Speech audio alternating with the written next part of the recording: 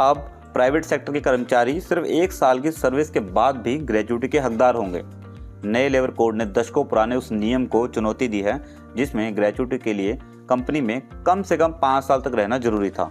हालांकि कर्मचारियों के मन में इस बदलाव या फिक्स टर्म एम्प्लॉयमेंट को लेकर सवाल है कि क्या वाकई सभी कर्मचारियों को 1 साल की नौकरी पर ग्रेच्युटी मिलेगी।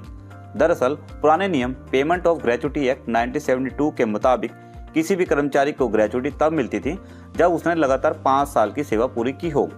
लेकिन अब नए लेबर कोड ने इसमें एक कैटेगरी जोड़ी है, फिक्स टर्म एम्प्लॉयमेंट यानी FTA।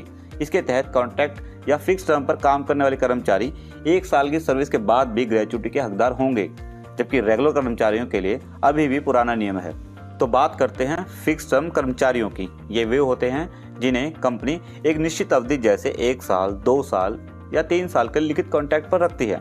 ये किसी थर्ड पार्टी वेंडर के जरिए नहीं बल्कि सीधे कंपनी के डायरेक्ट पेरोल पर होते हैं। इन्हें परमानेंट कर्मचारियों की तरह ही छुट्टियां और भत्ते और अन्य लाभ मिलते हैं।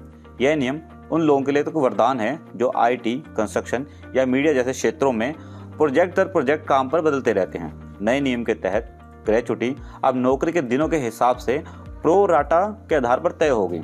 उदाहरण के तौर पर मान लीजिए आपका कॉन्ट्रैक्ट 1 साल 5 महीने का है। पुराने नियम में आपको कुछ नहीं मिलता, लेकिन अब आपको पूरे 17 महीने की ग्रेच्युटी मिलेगी। लेकिन शर्त यह है कि 1 साल की लगातार सर्विस होनी चाहिए। ग्रेच्युटी के अलावा नए लेबर कोड ने आपकी सैलरी की परिभाषा भी बदल दी है। अब आपकी बेसिक सैलरी आपके कुल CTC का कम से कम 50% होनी चाहिए। अगर आपका HRA, ट्रैवल और अन्य भत्ते 50% से ज़्यादा हैं तो कंपनी को अतिरिक्त राशि आपकी बेसिक सैलरी में जोड़नी होगी, क्योंकि ग्रेच्युटी का calculation basic salary plus DA पर होता है। इसीलिए बेसिक सैलरी बढ़ने से आपकी ग्रेच्युटी की रकम भी काफ़ी बढ़ जाएगी।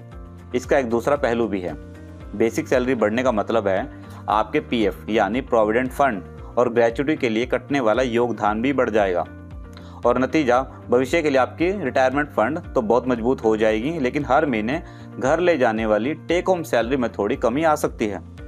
डिटेल में कहें तो नया लेबर कोड गिग इकॉनमी और प्रोजेक्ट बेस्ड वर्क कल्चर को ध्यान में रखकर बनाया गया। यह इन करोड़ों युवाओं के लिए अच्छी खबर है जो करियर की शुरुआत में जल्दी नौकरियां या प्रोजेक्ट बदलते हैं। तो क्या आप अपनी कंपनी के फिक्स टर्म कॉन्ट्रैक्ट पर हैं? अपनी सैलरी स्लिप चेक करें और देखें कि क्या आपकी बेसिक सैलरी 50% के नियम को पूरा कर रही है। अगर आपको यह जानकारी उपयोगी लगी हो तो इसे अपने सहकर्मियों के साथ जरूर शेयर करें, और ऐसी ही जनहित की खबरों के लिए दैनिक ट्रिब्यून के डिजिटल प्लेटफॉर्म को फॉलो जरूर करें।